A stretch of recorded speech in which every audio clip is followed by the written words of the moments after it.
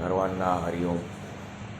शुकासारिखे पूर्ण वैराग्य ज्याचे, वसिष्ठा परी ज्ञान योगेश्वराचे.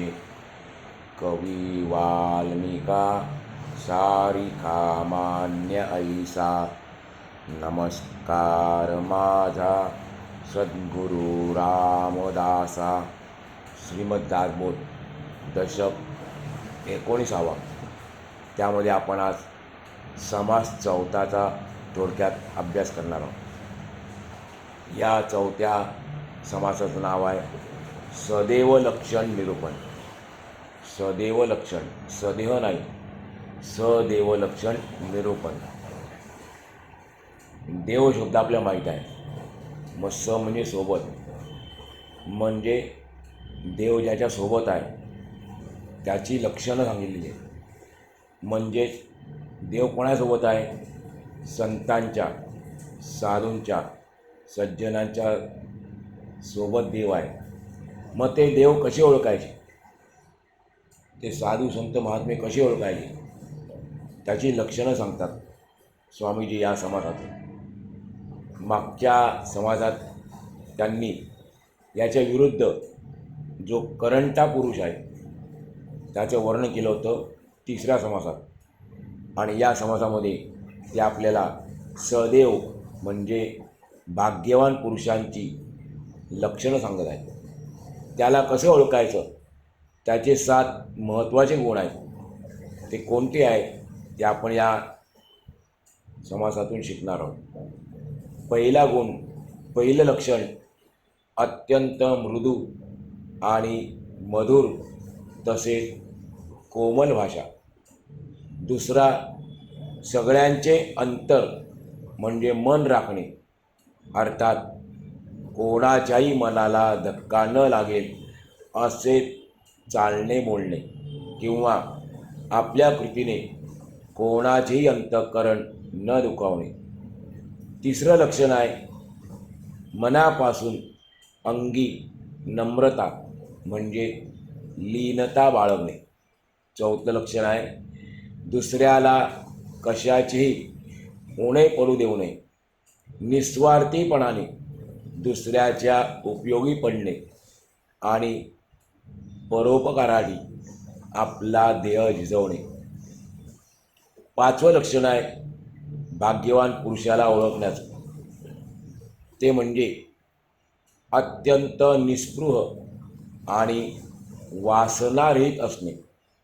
जर वासना ठेवलीच, एखाद्या गोष्टीवर वासना ठेवली तर सगळे सुखी व्हावे एवढीच वासना असणे.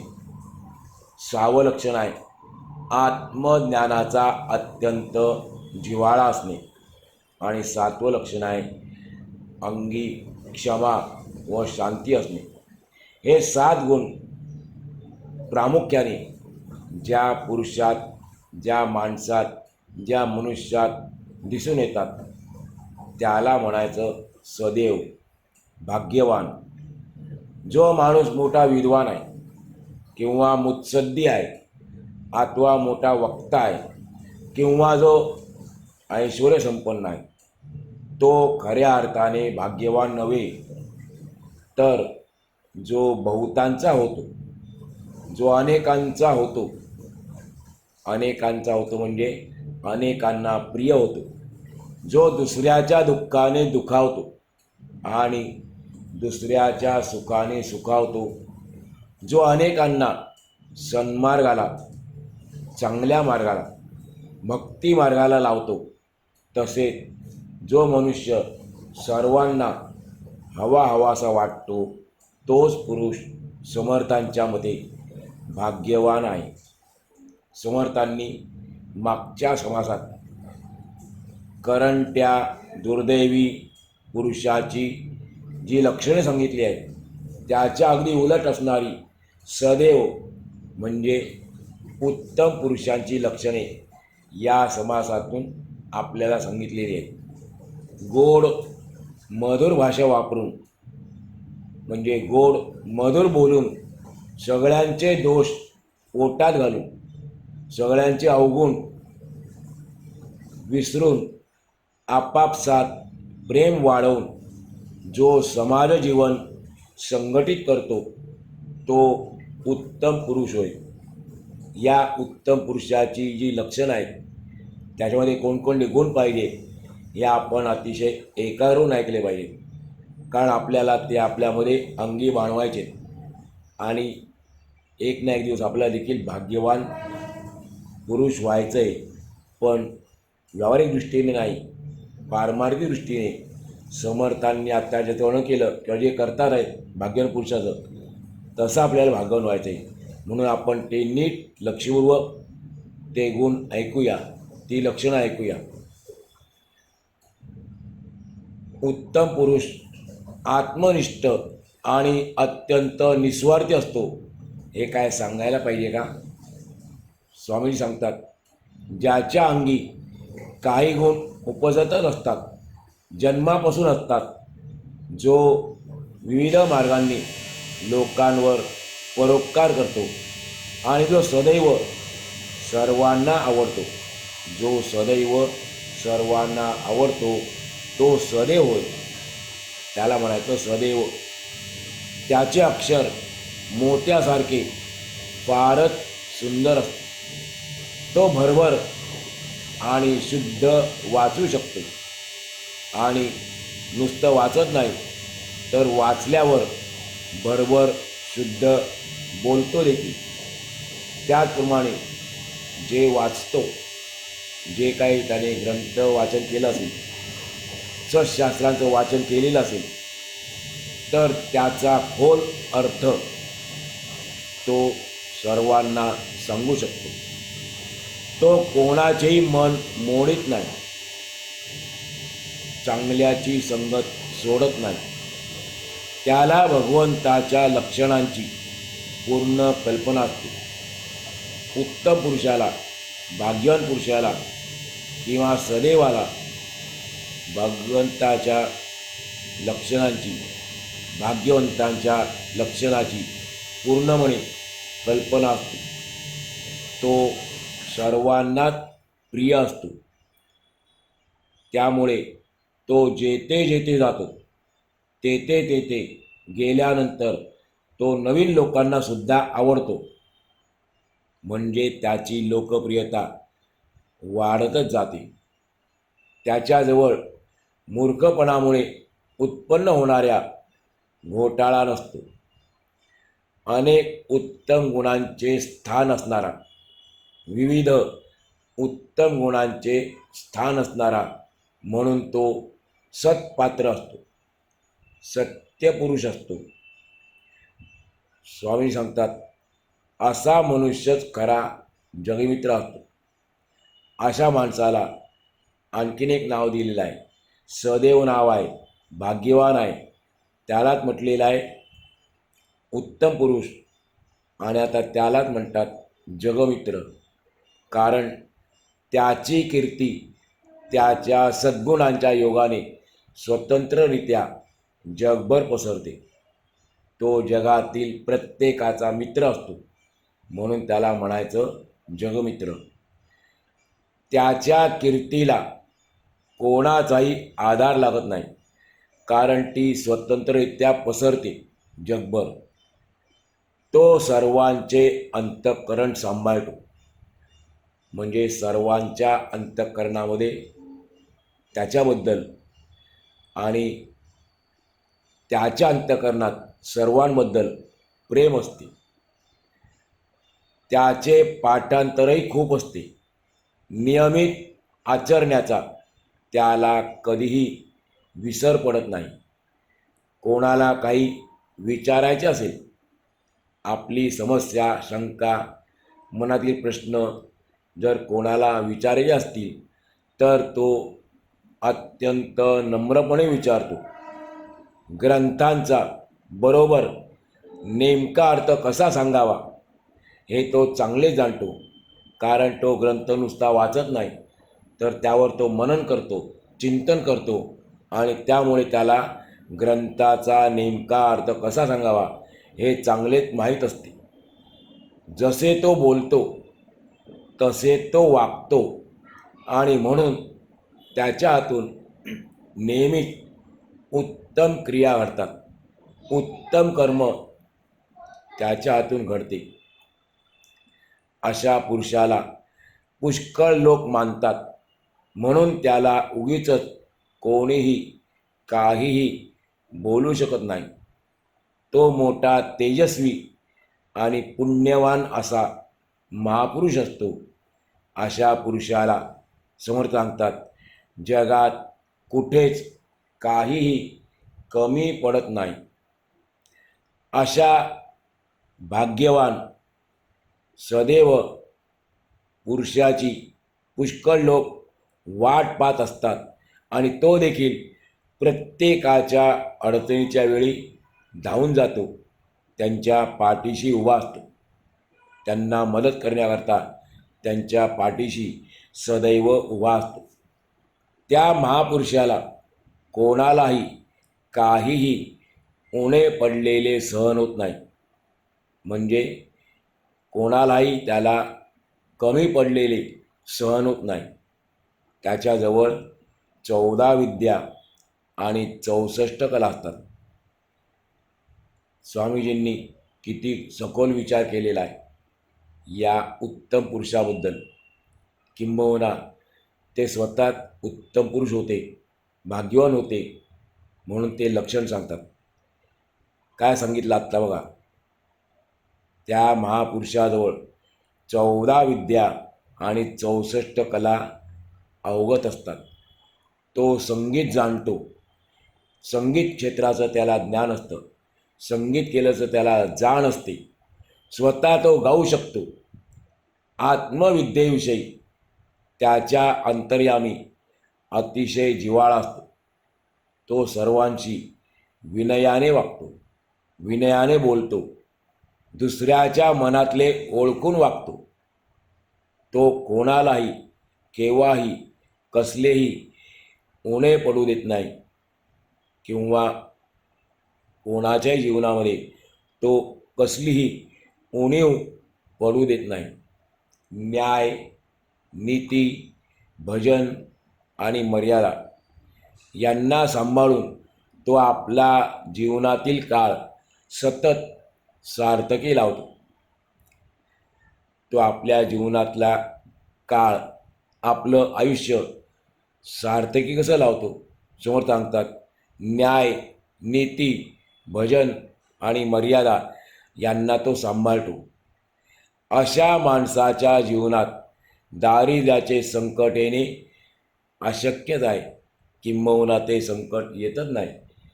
अशा माणसाला दारिद्र्य स्पर्शही करू शकत नाही. अशा प्रकारच्या उत्तम गुणांनी तो शृंगारलेला पुरुष पुष्कळांच्यामध्ये शोभून दिसतो. ज्याप्रमाणे गोपाळांच्यामध्ये बालगोपाळ जे आहेत, भगवान कृष्णाचे सवंगडी, या बालगोपाळांच्यामध्ये भगवान कृष्ण मध्ये बसलेला जसा शोभून दिसतो, त्याप्रमाणे उत्तम गुणांनी शृंगारलेला पुरुष पुष्कळांच्यामध्ये शोभून दिसतो. दुसरं उदाहरण देतात, दृष्टांत देतात स्वामीजी. ते म्हणतात, ज्याप्रमाणे सूर्य उगवला की त्याचा प्रखर प्रकाश पडतो, त्याचप्रमाणे अशा पुरुषाचे तेज सर्वत्र पसरते. ज्या ठिकाणी शहाणा पुरुष असतो, ज्या ठिकाणी उत्तम पुरुष असतो, त्या ठिकाणी भांडण तंटा कधीच होत नाही. पण ज्यांच्याजवळ उत्तम गुण नसतात ते लोक करंटे असतात आणि त्यांच्यात सतत भांडण तंटे होत असतात. उत्तम पुरुष प्रपंचामध्ये व्यवहार चातुर्य जाणतो. म्हणजे प्रपंच कसा करायचा, व्यवहार कसा करायचा हे त्याला चांगल्या रीतीने माहीत असतं.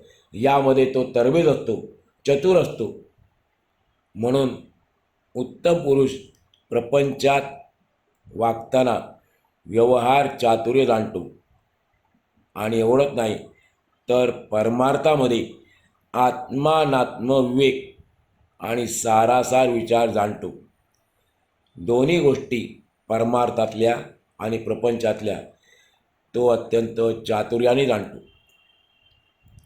सगळ्यांमध्ये जे उत्तम आढळेल, सर्वांमध्ये जे उत्तम आढळेल त्याचा तो रसिक असतो. मागे एक आणि पुढे एक असा दुटप्पी वर्तनाचा प्रघात त्याच्यापाशी नसतो. मागे एक आणि पुढे एक असा दुटप्पी वर्तनाचा प्रघात त्याच्याजवळ नसतो. म्हणून सगळ्यांना अशा पुरुषाचे फार मोठे कौतुक वाटत असते. प्रत्येक प्रसंगी असा पुरुष विवेक प्रगट करतो. कर्म, उपासना, ज्ञान आणि वैराग्य ही चारही त्याच्याजवळ अगदी योग्य पद्धतीने दिसून येतात. ज्ञान, उपासना, कर्म आणि वैराग्य या चारही गोष्टी त्याच्याजवळ अगदी योग्य पद्धतीने दिसून येतात.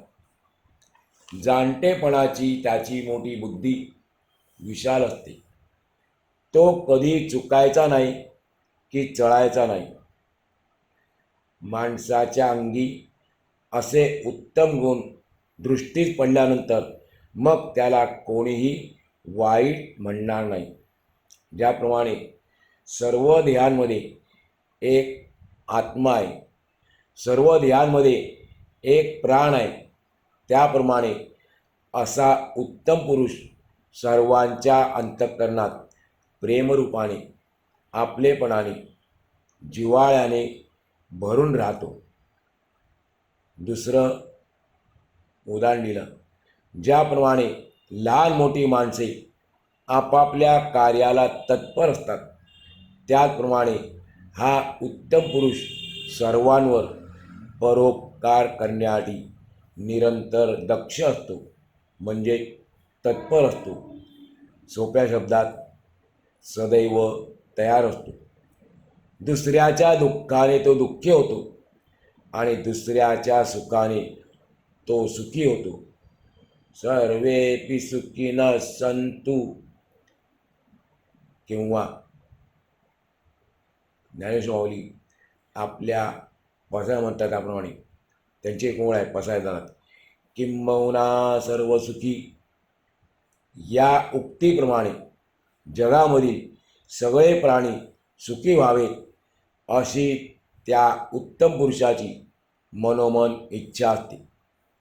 समजा एखाद्याला बरीच मुले असली तरी त्याचे लक्ष मात्र एकावरच नाही तर सर्व मुलांवर एकसारखेच असते.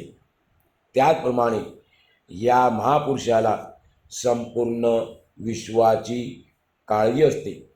त्याला कोणाचेही उणे सहन होत नाही, कोणाचेही दुःख त्याच्याने पावत नाही.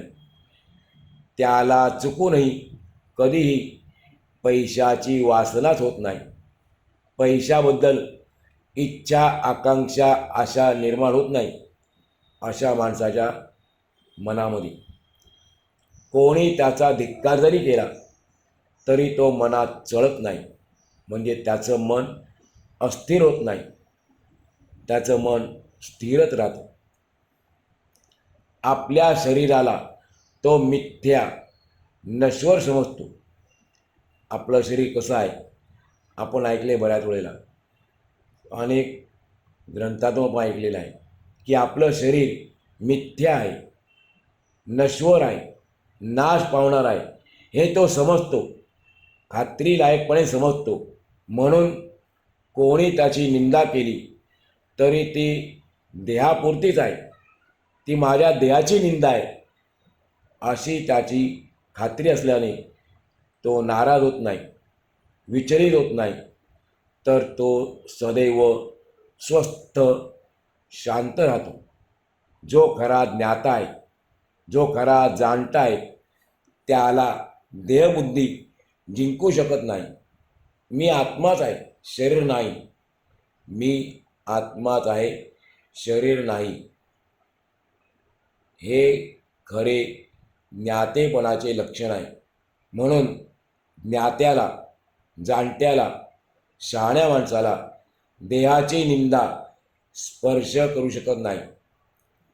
म्हणजे ज्याची निंदा केली असता त्याच्या मनस्थितीमध्ये कोणताही बदल होत नाही, अशा माणसाला ज्ञाता, जाणता किंवा शहाणा म्हणायचं किंवा भाग्यवान, उत्तम पुरुष समजायचं. देहबुद्धी असणे हे सगळे अवलक्षण आहे जे आपल्यामध्ये सध्या आहे. आपण या शरीरात खरं मानतो आहे, ही आपली देहबुद्धी आहे, पण हे सगळे काय अवलक्षण आहे. ज्ञाता पुरुष देहामध्ये असला तरी तो देहापासून अलिप्त असतो. ज्याप्रमाणे कमळ पाण्यात असते, कमळ चिखलात उगवते, तरी पण कमळाला पाण्याचा, चिखलाचा स्पर्श होत नाही, ते स्पर्श होऊ देत नाही. त्याप्रमाणे हा उत्तम पुरुष आपल्या देहामध्ये असला तरी देखील तो देहापासून अलिप्त असतो. विलक्षणपणाने तो देहात राहतो खरा.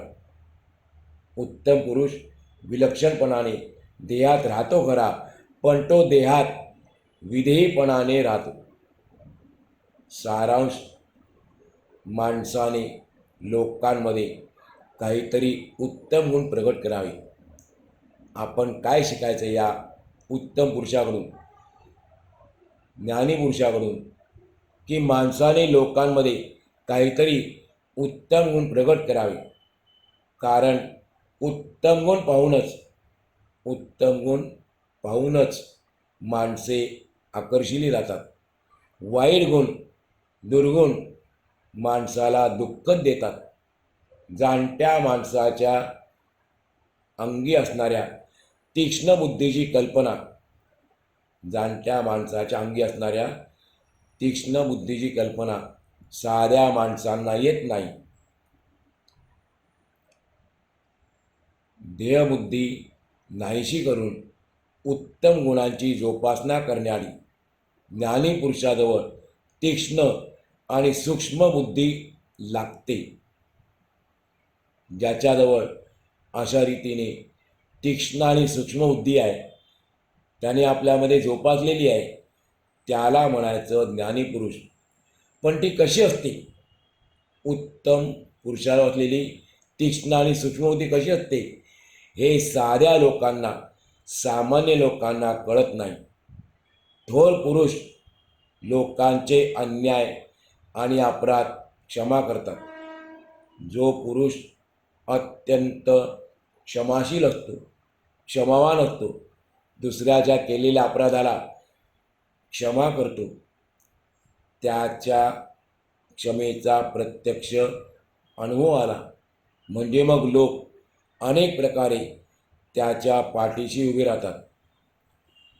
आपण थोर आहोत, आपण महान आहोत असे पुष्कळांना वाटते, पण सर्वजण ज्याला थोर म्हणतात, सर्व लोक ज्याला महान म्हणतात, महापुरुष म्हणतात, तोच खरा थोर असतो, तोच खरा महापुरुष असतो. तो सदैव धीर, उदार आणि गंभीर असतो. जे उत्तम गुण आहेत, जे सद्गुण आहेत, ते समर्थ पुरुषाचे लक्षण समजावे. ज्ञानी पुरुषाला समर्थ म्हटलेलं आहे स्वामीजींनी, म्हणून ते म्हणतात जे उत्तम गुण आहेत ते समर्थ पुरुषाचे लक्षण समजावे. यावरून मग अवगुण, दुर्गुण हे करंट्याचे आहेत हे आपल्याला सहजच लक्षात येते. अशा प्रकारे श्री दासबोधाच्या गुरु शिष्य संवादातील 19व्या दशकातील सदैव लक्षण नावाचा 4था संवाद पूर्ण झाला. आज आपण या ठिकाणी आजचा वाद पूर्ण करूया.